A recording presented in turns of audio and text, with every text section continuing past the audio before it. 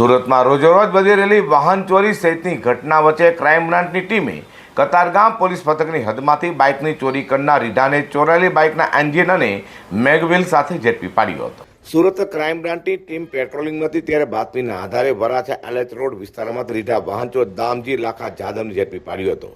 તેની પાસેથી મોટરસાઇકલનું એન્જિન તથા 2 ટ્યુબ ટાયર સાથે મેગવ્હીલ મળી આવ્યો હતો, જે કબજે કર્યા હતા। તો પોલીસે આરોપી રીઢા વાહન ચોર એવા મૂળ અમરેલીના રાજુલા હાલ વરાછા માતાવાડી ખાતે મઢોલી એપાર્ટમેન્ટમાં રહેતા દામજી લાખા જાદવની પૂછપરછ કરતા તેને કબૂલાત કરી હતી કે કતારગામના ફૂલપાડા રોડ જીઆઈડીસીમાંથી 19 સપ્ટેમ્બર 2024ના રોજ હીરો હોન્ડા સ્પ્લેન્ડર બાઇકની તેને ચોરી કરી હતી, જે અંગે કતારગામ પોલીસ મથકમાં ફરિયાદ પણ નોંધાઈ છે।